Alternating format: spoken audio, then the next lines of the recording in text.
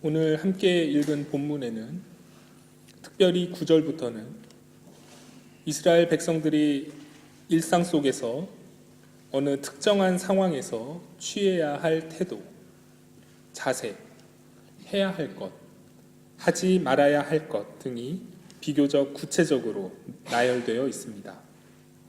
예를 들어 추수할 때 가난한 자와 나그네를 위해 그들이 먹을 수 있도록 조금 남겨두라는 것, 도적질과 사기를 금하는 것, 또 이웃을 해코지하지 말라는 것 등이 그것입니다.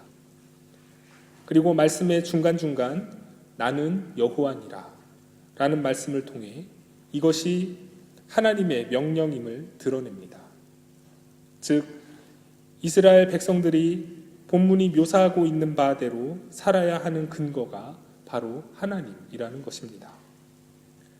또한 이 같은 삶의 자세의 의미와 목적을 1절과 2절에서는 이렇게 밝히고 있습니다. 여호와께서 모세에게 말씀하여 이르시되 너는 이스라엘 자손의 온 회중에게 말하여 이르라. 너희는 거룩하라. 이는 나 여호와 너의 하나님이 거룩함이니라. 하나님께서 모세를 통해 이스라엘 백성에게 명하신 이 거룩하라는 말씀, 그리고 그 이후에 이어지는 구체적인 삶의 자세들, 이것들은 과연 오늘날 여러분과 저에게도 여전히 유효한 것일까 하는 것입니다. 더 나아가 믿는 자들을 넘어 사회 전체와 온 인류, 세계 전체를 향한 말씀일 수 있는 것일까요? 너무 당연한 것 아니냐 반문하실 수 있겠습니다. 하지만 이 같은 물음은 적어도 다음의 두 가지 차원에서 매우 중요할 뿐만 아니라 회피할 수 없습니다. 첫 번째는 교회 역사에서 구약성서를 기독교 경전에서 제외시켜야 한다는 주장이 지속적이지는 않지만 이따금씩 있었습니다.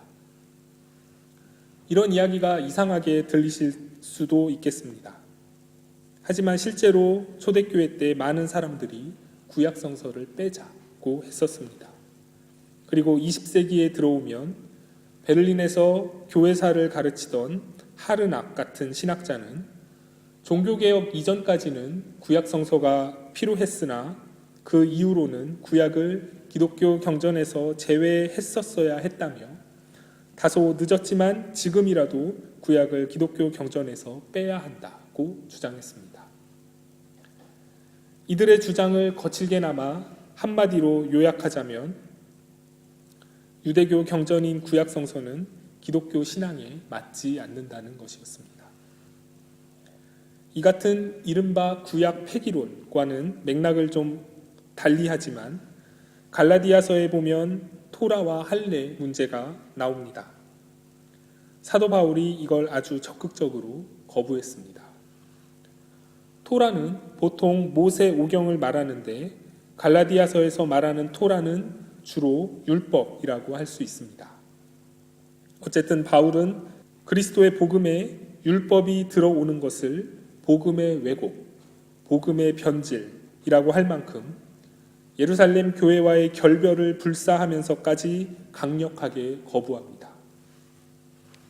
이런 문제의식 속에서 오늘 본문 속 당시 이스라엘 백성들을 향한 율법의 조항들이 오늘 우리에게도 여전히 유효한 것인가 하는 것입니다.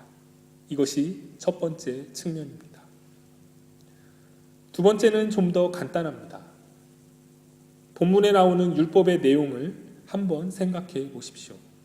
예컨대 너희는 도둑질하지 말며 속이지 말며 서로 거짓말하지 말며 라는 11절을 놓고 보면 이렇게 하면, 즉 도둑질 안 하고 안 속이고 거짓말 안 하면 그 사람은 거룩하신 하나님 앞에서 거룩하게 되는 것입니까? 이런 내용들은 오늘의 시각에서 보면 굳이 신적 권위를 부여하지 않더라도 사람이라면 마땅히 지켜야 하는, 그렇게 살아야 하는 기본적인 윤리입니다. 다시 말해 오늘날 대부분의 사람들이 도둑질을 하지 않는 것은 그것이 신의 명령이기 때문이 아니라 그냥 그게 옳지 않기 때문입니다. 이것이 오늘날의 윤리 감각입니다. 현대사회는 굳이 하나님을 찾지 않더라도 이 정도 수준의 윤리 정도는 지켜낼 수 있는 법과 제도가 있고 또 윤리의식이 있습니다. 인류의 문명과 문화가 그런 방향으로 발전해 왔습니다. 이런 상황에서 당시 이스라엘 백성들에게 유효했던 오늘 본문이 지금 상황에서 적어도 겉으로는 별로 힘이 없어 보입니다. 이것이 두 번째 측면입니다. 이 같은 상황 속에서 오늘의 본문이 낭독되었고 또 그렇게 선포되었습니다. 과거 이스라엘 백성들에게 선포되었던 그대로 선포되었습니다. 이렇게 뭔가 어긋나 보이는 사태 속에서 우리가 신앙의 깊은 세계로 들어가고자 한다면 우리는 진지하게 묻지 않을 수 없습니다. 하나님의 명령으로서의 오늘 본문이 과연 지금 여러분과 저에게도 여전히 유효한 것인가? 유효하다면 어째서 또 어떻게 그런 것인가 하는 것을 말입니다.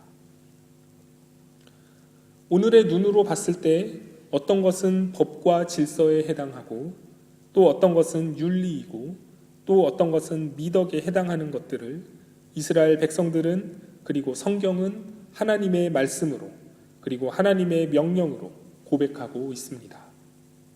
여기에 현대인들이 까마득하게 잊고 지내던 하나님을 향한 영성이 있었습니다. 바로 생명과 구원입니다. 이 구원이라는 개념은 처음부터 완결된 형태로 인식되어 온 것이 아니라 신앙의 역사 속에서 발전되어 온 개념입니다. 실은 구원뿐만 아니라 기독교 신앙 전체가 그렇습니다. 하나님에 대한 인식, 여러 가지 신앙 고백들은 모두 역사적인 것들입니다. 오랜 기간 수많은 사람들이 저마다의 삶의 자리에서 경험하고 그렇게 고백했던 신앙이 더해지고 이를 통해 하나님과 구원에 대한 인식이 확장되었고 그렇게 전해져 오늘에 이른 것입니다. 그 가운데 구약에서 이스라엘 백성들이 하나님의 구원을 이야기할 때 이는 다소 현세적입니다. 이 같은 구원 이해 속에는 이스라엘만의 고유한 역사와 그 가운데 있었던 하나님 경험이 있었는데요. 특별히 출애굽과 광야 생활 속에서 이들은 자신들을 구원하시는 하나님을 고백했습니다. 이스라엘 백성들은 갈라진 홍해 사이를 건넜고 이들을 추격하던 이집트의 군대는 수몰되었습니다. 이 사건은 이집트 노예 생활의 고통으로부터 완전한 해방을 의미하는 것이었고 자신들을 죽이려는 칼날로부터 목숨을 건진 것을 의미합니다. 이것을 이스라엘은 하나님의 구원으로 이해했고 또 그렇게 고백했습니다. 또 아무것도 없는 광야에서 하나님께서 내려주시는 양식과 물을 통해 생존할 수 있었습니다. 이 또한 하나님의 구원이었습니다. 이러한 과정을 통해 구약의 이스라엘 백성들은 무사한 것, 그리고 살아있는 것, 그 자체를 하나님의 구원으로 이해하고 또 그렇게 고백했다는 것입니다. 현실 속에서 당하는 고난과 고통이 많았기에 그런 고난에서 벗어나는 것만도 그들에게는 구원이었습니다. 오늘 본문은 바로 이 같은 맥락에서 읽혀져야 합니다. 본문 속에 나오는 그 하나님의 규례들이 잘 지켜지고 실현되는 곳이 있다면 거기에는 하나님의 공의가 있습니다. 공의가 구현되는 곳과 또 그렇지 않은 무법천지 중에서 힘없는 사람도 생존의 위협을 느끼지 않으면서 무사 생존이 가능한 곳이 어디인지를 생각해 보십시오.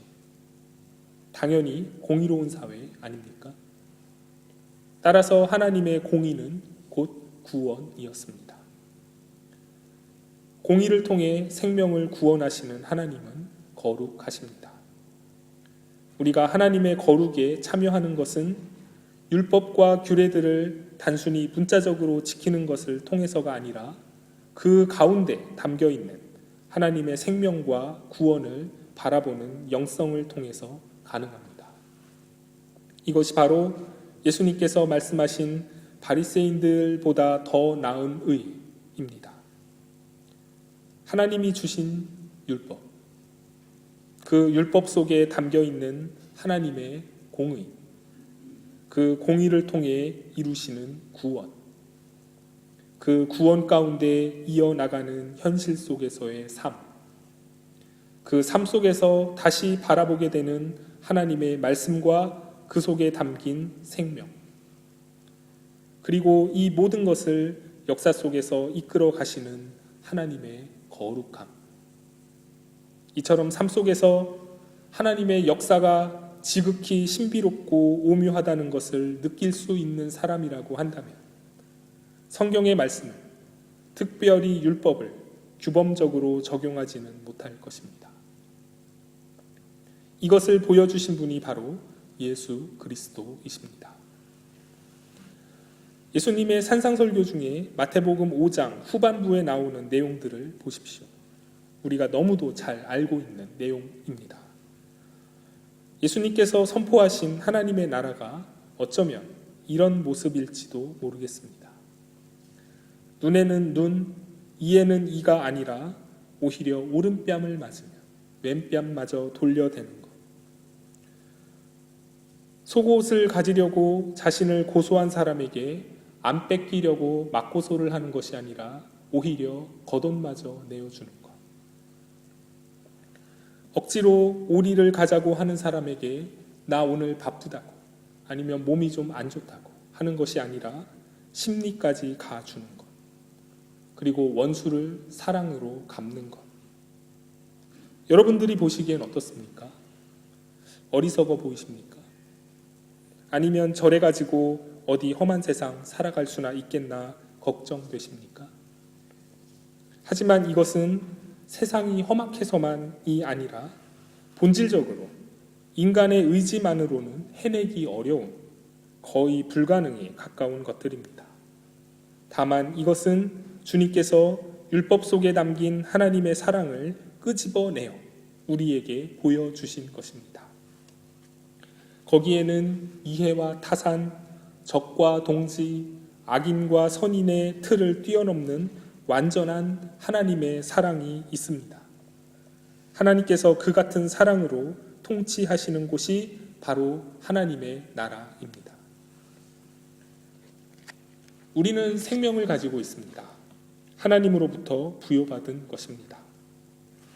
인류가 그간 쌓아온 경험과 지혜로 구축해놓은 문화와 문명은 우리의 생활을 윤택하게 할 수 있을지는 몰라도 우리에게 생명을 주지는 못합니다.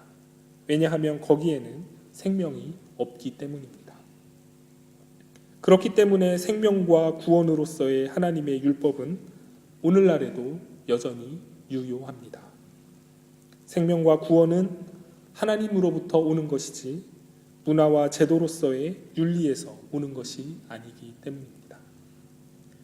그래서 예컨대 도둑질하지 않는 순간이나 남을 헐뜯지 않는 순간에 그리고 가난한 자와 나그네를 위해 이삭을 죽지 않듯 약자를 위해 내 권리의 일부를 스스로 포기할 때 그 순간 그곳에 사랑으로서 계신 하나님을 볼 수 있는 영성이 우리에게 있다면 우리는 일상 속에서도 생명과 구원의 세계로 들어가 있는 것입니다. 그게 아닌 그저 윤리적, 율법적 차원에 머물러 있다면 실은 그것 자체로도 현실 속에서는 매우 훌륭한 삶의 자세이긴 하지만 그러나 삶 속에서 하나님의 뜻을 발견하지는 못할 것입니다.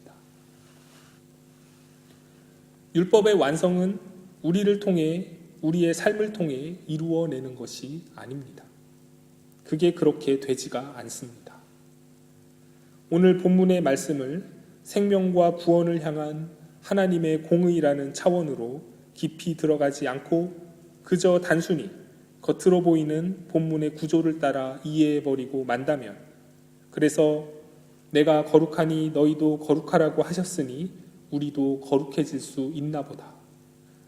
그럼 아래에 나와 있는 내용들을 잘 지키면 되는구나 하게 된다면 우리는 모순에 빠지고 맙니다. 하나님의 속성인 거룩함이라는 것이 생각했던 것보다 별것 아닌 시시한 것이어야 하거나, 그게 아니라 거룩함이 하나님과 인간 사이의 차원을 달리하는 구별됨을 뜻하는 것이라면, 그래서 결코 시시한 것이 아니라면 내가 거룩하니 너희도 거룩하여라 라고 말씀하신 하나님은 애초에 우리가 할 수도 없는 것을 하라고 하신 억지스러운 분이시거나 둘 중 하나가 되어야 합니다. 둘 다 아니지요. 율법의 완성은 예수 그리스도를 통해 이루어졌습니다. 예수께서 율법을 완성하셨다는 것이 무엇을 말하는 것일까요? 마태복음 5장 21절에서 22절 속 예수님의 말씀을 들어보십시오. 옛사람에게 말한 바 살인하지 말라, 누구든지 살인하면 심판을 받게 되리라 하였다는 것을 너희가 들었으나 나는 너희에게 이르노니 형제에게 노하는 자마다 심판을 받게 되고 형제를 대하여 나가라 하는 자는 공회에 잡혀가게 되고 미련한 놈이라 하는 자는 지옥불에 들어가게 되리라. 주님의 말씀입니다. 이 말씀 속에서 여러분들은 안식과 평안을 느끼십니까? 오히려 읽을수록 좌절과 탄식이 나오지 않습니까? 또 내 오른 눈이 너로 실족하게 하거든 떼어내버려라 는 말씀과, 또한 만일 내 오른손이 너로 실족하게 하거든 찍어내버려라 는 말씀은 어떻습니까? 이러다가 어디 우리 몸이 남아나겠습니까? 이 같은 예수님의 말씀의 핵심은 율법을 문구대로 지킨 것 정도로 하나님의 속성인 의와 거룩을 달성할 수 있다고 여겨서는 안 된다는 것입니다. 우리는 그럴 수 없습니다. 율법의 완성이 예수 그리스도를 통해 이루어졌다는 말은 예수 그리스도 그 자신이 완성된 율법이시다라는 의미입니다. 따라서 우리의 할 일은 율법의 완성이신 예수 그리스도께 나의 모든 운명을 걸고 생명과 구원이신 하나님께 모든 것을 맡겨야 합니다. 이를 가리켜 성경은 믿음이라고 말합니다. 수영도 못하는 사람이 어설프게 물에서 허우적거리면 거릴수록 물속으로 가라앉게 되지만, 가만히 누워서 온몸에 힘을 빼고 물의 흐름에 자신을 맡기면 물 위를 유영하게 됩니다. 그것이 믿음입니다. 이 믿음을 통해 우리는 하나님의 거룩함에 참여하게 됩니다. 이것은 은혜의 사건입니다. 이렇게 생명의 깊은 차원에서 하나님의 은혜를 체험한 사람의 삶의 모습을 한번 생각해 보십시오. 그런 사람이 도둑질하거나 남을 속이거나 헐뜯겠습니까? 고린도전서 3장 16절에서 사도 바울은 너희는 너희가 하나님의 성전인 것과 하나님의 성령이 너희 안에 계시는 것을 알지 못하느냐고 권면합니다. 공자가 자신의 나이 70이 되었을 때 내가 하고 싶은 대로 다 해도 도리에 어긋남이 없었다고 했는데, 마치 그런 것처럼 하나님의 은혜를 체험하고 내가 하나님의 성전인 것과 내 안에 성령께서 계심을 알고 있다면 모든 것을 믿음으로 주님께 맡기지 않겠습니까? 그리하여 내 안에 계신 성령의 인도하심을 따라 성령의 은사와 열매가 삶 속에서 나타나지 않겠습니까? 본문에 나타난 윤리적 삶과 선행은 바로 이 같은 결과로서의 열매이지, 그것이 거룩한 생명의 근원과 뿌리가 아니라는 것입니다. 오늘은 주연절 7째 주일입니다. 이 시간 주님께서는 율법 속에 담긴 생명과 구원, 이를 이루시는 거룩하신 하나님의 모습을 밝히신 주님으로 현현하십니다. 하나님께서 내가 거룩하니 너희도 거룩하여라 하심과 같이 예수님께서도 마태복음 5장 48절에 하늘에 계신 너희 아버지의 온전하심 같이 너희도 온전하라고 말씀하십니다. 이는 우리의 행실로 온전함에 도달하라는 요구가 아니라 거룩하시고 온전하신 하나님의 생명에 참여하라는 요청이자 초대입니다. 이러한 주님의 부르심에 여러분은 어떻게 응답하시겠습니까? 잊지 마십시오. 여러분들은 각자가 하나님의 성전이며 여러분들 가운데 하나님의 성령이 계십니다. 여러분들 가운데 계시는 하나님의 성령에 의지하여 믿음으로 하나님께 나아갑시다. 하나님께서 은혜를 베풀어 우리를 당신의 생명으로 인도하시고 우리는 하나님의 통치 가운데 살아가게 될 것입니다. 거룩하신 하나님께서 당신의 능력으로 이 모든 것을 다 이루실 것입니다. 아멘. 함께 기도하시겠습니다. 하나님 아버지, 내가 거룩하니 너희도 거룩하라는 하나님의 말씀을 두려움과 떨림으로 듣습니다. 우리를 긍휼히 여기시사 은혜를 베풀어 주옵소서. 그리하여 생명과 구원으로 우리를 부르시는 주님의 초청에 믿음으로 응답하게 하옵소서. 그렇게 은혜를 체험하고 세상 속에서 성령의 열매를 맺으며 살아가게 하여 주옵소서. 자비하신 주께서 우리와 함께 하심을 믿습니다.